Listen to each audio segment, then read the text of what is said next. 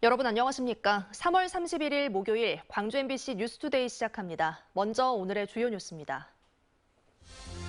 광주 학동 붕괴 참사와 관련해 현대산업개발의 영업정지 8개월의 행정처분이 내려졌습니다. 화정동 붕괴 사고에 대해서도 강력한 처분이 요청된 만큼 현산의 법적 행정적 책임은 더 무거워질 전망입니다. 재택치료 중인 코로나19 확진자가 숨지는 사례가 잇따르면서 고위험군들을 더 세심하게 관리해야 한다는 지적이 나오고 있습니다. 광주시장 선거 전에 정준호, 김혜경 후보가 차례로 출사표를 내면서 민주당 공천 경쟁이 4인 사색으로 펼쳐지게 됐습니다. 나주 열병합 발전소가 4년여 만에 재가동에 들어가면서 빛가람 혁신도시 주민들이 거세게 항의하고 나섰습니다. 광주 학동 붕괴 참사와 관련해 서울시가 현대산업개발에 영업정지 8개월의 행정처분을 내렸습니다. 국토부가 화정동 붕괴 사고에 대해서도 강력한 행정처분을 요청한 만큼 현산에 가해지는 법적 행정적 책임은 더 무거워질 것으로 전망됩니다. 이다현 기자의 보도입니다. HDC 현대산업개발이 앞으로 8개월 동안 영업활동을 할 수 없게 됐습니다. 서울시가 지난해 6월 발생한 광주 학동 붕괴 참사와 관련해 영업정지 8개월의 행정처분을 내렸기 때문입니다. 이 결정대로라면 현사는 기존에 맺은 도급계약이나 이미 착공한 공사를 제외하고 입찰 참가 등 새로운 영업활동을 할 수 없습니다. 이번 결정이 내려진 이유는 부실 시공, 해체 계획서와 다르게 시공하고 관리 감독 의무도 저버려 붕괴 원인을 제공했다는 겁니다. 절차를 신속하게 해서 처분해서 의지가 강하다는 거 보이는 것도 때로는 필요하다. 학동 붕괴 참사와 관련해 행정조치가 다 끝난 건 아닙니다. 오는 4월 중 서울 영등포구가 하도급 업체인 한솔기업에 대해 처분을 내리면 이를 근거로 서울시도 현산에게 하수급인 관리 의무 위반 혐의에 대해 추가적인 책임을 묻게 됩니다. 다만 현산이 이에 불복할 가능성도 열려 있습니다. 현산은 공시에서 영업정지 행정처분과 관련해 집행정지 가처분 신청과 행정처분 취소 소송을 통해 대응할 예정이라고 밝혔습니다. 광주 동구도 학동 사고 수습 비용 3억 9천만 원을 현산 측에서 부담하라고 요구했습니다. 국토부는 지난 1월 일어난 광주 화정동 붕괴 사고와 관련해 등록 말소를 포함한 강력한 행정처분을 요청한 상황. 현산 측이 앞으로 얼마나 책임 있는 자세를 보일지 주목됩니다. MBC 뉴스 이다현입니다. 재택치료 도중 숨지는 코로나19 확진자가 늘고 있습니다. 아무리 자율방역 체계라곤 하지만 고위험군 재택치료자에 대해 더욱 세심한 관리가 필요해 보입니다. 양정은 기자의 보도입니다. 3월 26일 오후 4시 19분, 완도 소방서 119 구급차에 응급 환자가 실려옵니다. 환자는 코로나19에 확진된 81살 A씨. A씨는 같은 날 오전 10시쯤 확진 판정을 받았는데 치매와 고관절 수술 이력으로 거동이 불편해 입원 대신 재택치료를 받고 있었습니다. 집중관리군이었지만 A씨는 진료 전화를 받지 못했고 6시간 만에 숨졌습니다. A씨는 기저질환을 앓고 있었는데 폐렴으로 증세가 악화돼 숨진 것으로 알려졌습니다. 그냥 집에 갔다가 몇 시간 있다가 다시 전화해보니까 급하게 그렇게 돼버리니까 2시간인가 있다가 이제 막 그렇게 숨을 못 쉬고. 전남에서 코로나19로 숨진 확진자 170여 명 가운데 97%는 60세 이상. 하지만 고령이거나 장애 등으로 거동이 불편한 환자, 그리고 섬 지역의 고위험군 환자들은 격리병상에 입원을 하기 위해 이동하는 것이 부담이 되기도 합니다. 통상 재택치료자들에게 보건소나 의료기관으로부터 연락이 오는 것은 확진 판정 하루 뒤. 불가피하게 재택치료를 택한 고위험군에게 이 기간은 위험할 수밖에 없습니다. 또 비대면 진료를 받아 약을 처방받더라도 대신 받아줄 사람이 없다면 이 역시 문제입니다. 병상 배정을 요청했고 병원 치료를 권유를 했는데 보호자분이 재택치료를 원하셨어요. 근데 이런 경우에 고령이신 분들은 아무로 재택치료보다는 의료인이 상주에 있는. 현재 전남의 위중증 환자는 50명이 넘습니다. 고위험군이나 중증으로 진행될 수 있는 재택치료자에 대한 긴급 모니터링 등 보다 세심한 관리가 필요해 보입니다. MBC 뉴스 양정은입니다. 3월의 마지막 날인 오늘은 날이 흐리겠습니다. 하늘 모습 보시면 현재 구름이 가득 지나고 있는 상태입니다. 광주와 전남 대부분 지역은 이렇게 구름이 많은 가운데 흐리기만 할 텐데요. 전남 동부 지역을 중심으로는 약한 봄비가 지날 수 있겠습니다. 오늘 점심 무렵부터 자정까지 전남 여수 등 동부 지역을 중심으로 5mm 미만의 약한 비가 지나겠습니다. 한편 오늘 서해안 지역을 중심으로는 안개와 바람에 대한 대비가 필요합니다. 특히 오전 중에 가시거리 200m 안팎에 짙은 안개가 낄 수 있겠습니다.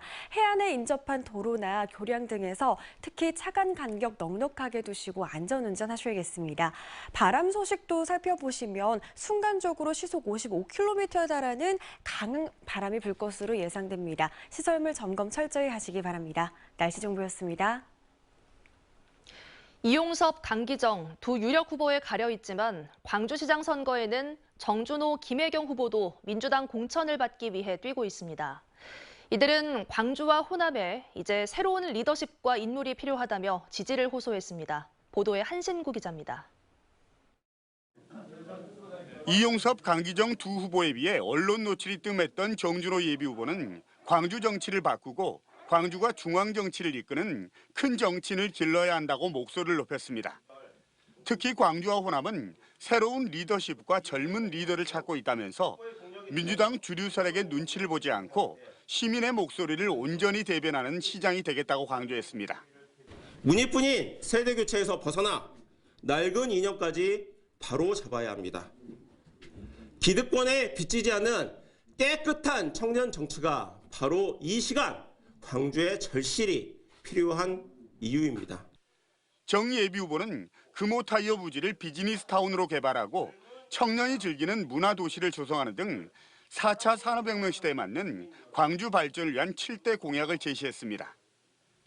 김혜경 예비후보는 광주에 여성단체장이 한 명도 없었다며 세대별 통합위원회를 구성해 세대 간, 남녀 간 갈등을 해결하고 광주시 행정에 새로운 바람을 불어넣겠다고 말했습니다. 이제는 여성 시장이 나와서 우리 광주에 신선한 바람이 불도록 해서 새로운 시대를 열어갈 때가 되었습니다. 김 예비후보는 또 아마존과 같은 온라인 쇼핑몰 플랫폼을 광주에 구축해서 광주를 세계 경제도시로 만들고 특급 호텔 유치와 한류 문화의 중심지로 도약시키겠다고 공약했습니다. 이로써 민주당 광주시장 공천 경쟁은 이용섭, 강기정 두 후보의 리턴 매치, 그리고 청년과 여성을 화두로 광주의 새로운 리더십을 세우겠다는 두 후보 등 4인 4색으로 치러지게 됐습니다. MBC 뉴스 한신구입니다. 더불어민주당이 지방선거 후보자들의 부동산 검증을 강화하기로 했습니다. 민주당 조우섭 대변인은 중앙당 공직선거 후보자 검증위가 부동산 보유 현황을 제출 서류에 추가했다고 밝혔습니다. 대선 패배의 주요 원인이 부동산 민심에 있다고 보고 이를 다시 자극할 만한 사례는 후보자 검증 단계부터 철저히 거르겠다는 의지로 풀이되고 있습니다. 국민의힘 광주시당이 김현장 위원장을 비롯한 7명으로 공천관리위원회를 구성하고 본격적인 공천 작업에 들어갔습니다.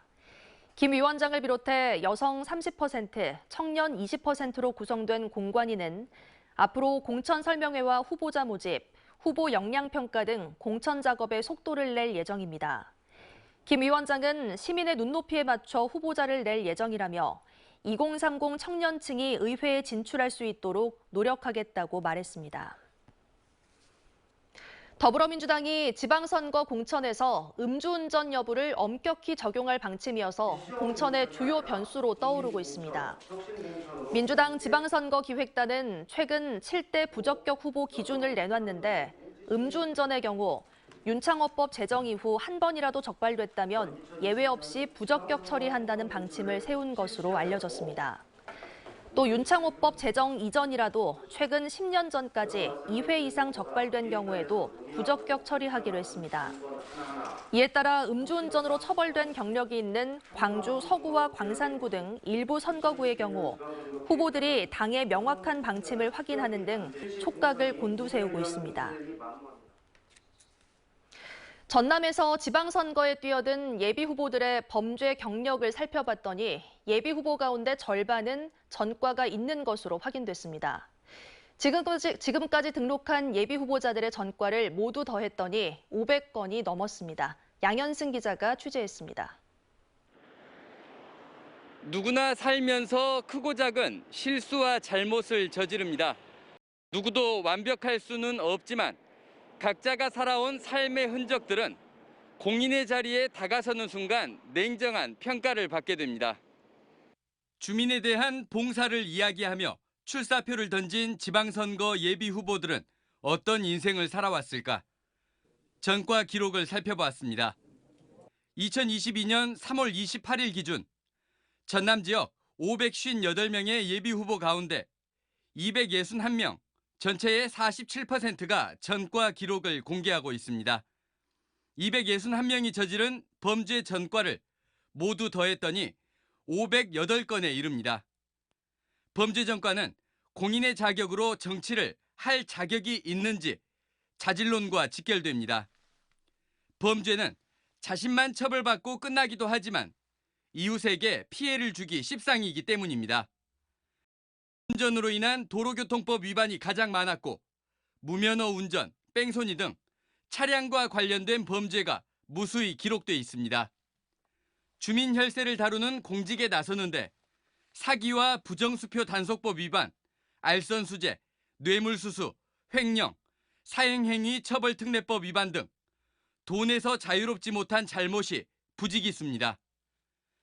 폭력행위 등 처벌에 관한 법률 위반, 특수협박, 상해, 심지어 폭행치사까지 법보다 주먹이 앞섰던 어두운 과거도 쉽게 찾을 수 있습니다. 위증교사, 사문서 위조, 위조 공문서 행사 등 거짓이 묻어있는 삶도 있습니다.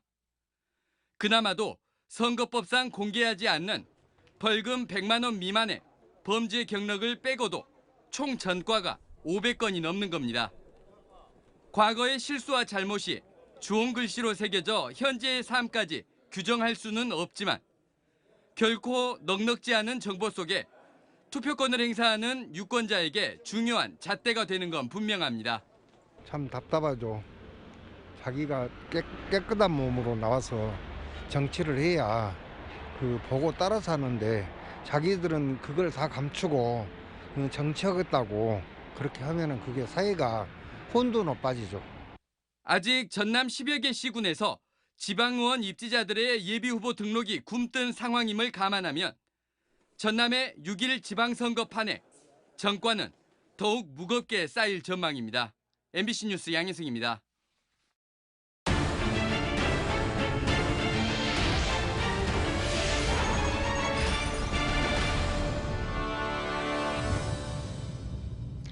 고형 폐기물 연료, SRF로 열과 전기를 생산하는 나주 열병합발전소가 4년여 만에 가동됐습니다.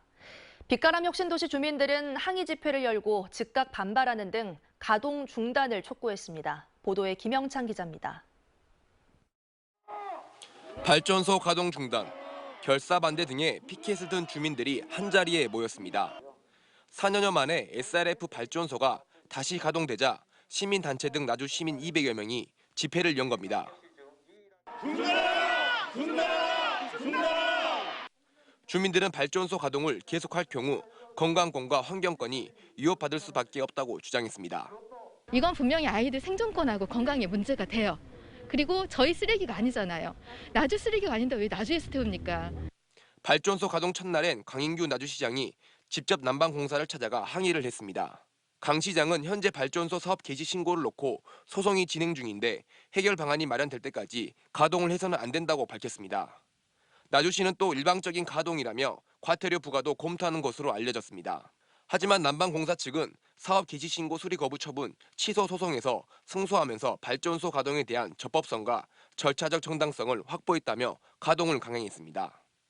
난방공사는 지난 3주 동안 고체연료 1,400여 톤을 공급받아 하루에 300톤 정도를 발전소에 투입할 계획입니다. 당분간 하루 최대 용량의 3분의 2만 투입하고 발전소 설비와 연료 공급이 안정화되면 오는 5월부터는 정상 가동에 들어갈 계획입니다. 설비를 가동하면서 간헐적으로 가동을 하고 또 정지해서 점검하고 그 성능을 계속 유지하는 계획을 가지고 있습니다. 발전소 가동을 놓고 첨예한 갈등을 벌이고 있는 나주시와 한국지역난방공사. 주민과 시민단체들도 강력한 투쟁을 예고해 발전소 가동에 따른 긴장감이 다시 고조되고 있습니다.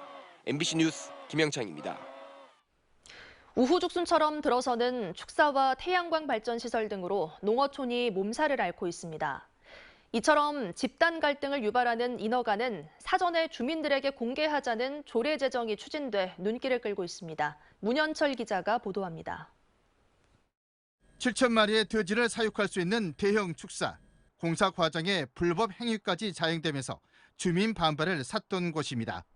답답하고요. 무슨 이유로 이렇게 허가를 내준가 모르겠어요, 군에서는. 대규모 태양광 시설이 조성된 현장은 흙탕물이 인근 저수지에까지 흘러드는 피해가 발생했습니다. 주민들 그 농사에 그 지장이 있고 특별히 또 뭐 토화 양식장이랄지 논농사랄지 이런데 그 흙탕물이 유입이 되면서 이처럼 농어촌 지역에 축사와 신재생 에너지 등 인허가가 남발되면서 집단 민원이 끊이지 않고 있습니다. 영암군 의회가 집단 갈등을 유발할 수 있는 시설에 대해 사전 고지 조례 제정을 추진해 눈길을 끌고 있습니다. 해당 시설에 대한 정확한 정보를 주민에 제공하고 집단 민원 등 갈등 발생에 따른 사회적 비용을 줄이자는 취지입니다. 앞으로 행정이 개발 행위를 하는 과정에서 또 개발 행위를 하려고 하는 개발업자들이 지역 주민들에게 훨씬 성의 있게 설명을 할 것으로 기대합니다. 인허가 신청을 접수하면 7일 이내 군청 홈페이지에 게재 이장과 공동주택 입주자 대표에 고지하도록 규정하고 있습니다. 또 주민들은 해당 시설 인허가에 대해 군수에게 서면으로 의견을 제출하고 군수는 검토 결과를 주민에 통지하도록 했습니다. 대상 시설은 축사와 위험물 시설, 폐기물 처리장, 발전시설, 장례시설 등 7가지로 규정했습니다. 그동안 인허가 과정에 배제된 반면 피해는 모두 떠안았던 주민들이 사전 고지제를 통해 제 목소리를 낼 수 있는 기회를 찾게 됐습니다. MBC 뉴스 문현철입니다. 지역 아동센터의 환경과 종사자의 처우가 열악하다는 보도 전해드렸었죠. 여기에는 이유가 있었습니다. 부족한 예산에서 인건비와 운영비를 나누다 보니 직원들의 임금은 최저 수준에 맞춰져 있었고 아이들을 위해 사용하는 복지 프로그램비 비율도 낮출 수밖에 없는 상황이었습니다. 돌봄이라는 취지가 퇴색될 수 있다는 우려가 나오고 있습니다. 안상혁 기자의 보도입니다. 지역 아동센터 운영비는 대부분 정부 지원에 기대고 있습니다. 운영비는 이용자 수와 종사자 수, 지역 특성에 따라 인건비와 구분되지 않은 채 지급되고 있습니다. 그렇다 보니 센터 측에서 별도로 인건비를 나누고 있는 상황. 하지만 아이들을 위한 프로그램비나 관리 운영비 등을 먼저 책정한 후 인건비를 분류하다 보니 직원들의 급여는 최저임금 수준에 겨우 맞추고 있습니다. 연차가 오래되신 분과 이제 막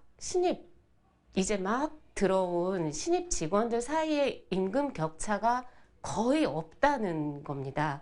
왜냐하면 이제 최저임금을 맞춰주는 것만으로도 너무 부담스러운 상황이니까. 또 예산이 부족한 탓에 아이들의 복지를 위해 의무적으로 사용해야 되는 프로그램비 비율이 10%에서 8%로 낮아졌습니다. 최저임금은 상승률을 맞춰줘야 된다라는 입장에서 인건비를 맞춰주기 위해서 프로그램 운영 비율은 낮춰. 이에 대해 종사자들은 추가적으로 지원해주지는 못할 망정 인건비를 이유로 프로그램비 비율을 하향 조정한 것에 대해 분통을 터뜨립니다. 아이들에게 직접적으로 지원해줄 수 있는 그 복지 사업 부분이잖아요. 근데 그것을 낮춰라 라는 건 저희는 현장에서 사실 납득이 안 되는 부분입니다. 아이들을 프로그램비 깎아서 인건비 채워달라고 하는 말이 아닙니다. 대구와 충북 등은 호봉제를 도입하는 등 종사자 처우 개선을 위해 지방자치단체 차원에서 나서고 있습니다. 하지만 전라남도는 예산이 부족한 데다 다른 지역에 비해 센터가 많다며 호봉제를 당장 도입하기보다는 인건비를 증액하는 데 머물고 있습니다. 이제 이번 추경에 저희가 좀 확보해서 한 일부라도 조금 증액을 하려고 생각을 하고 있습니다. 인건비를. 코로나19 장기화로 사회적 돌봄이 더 절실해진 이웃들. 지역 아동센터 종사자들의 헌신은 이어지고 있지만 처우 개선은 요원합니다. MBC 뉴스 안상혁입니다.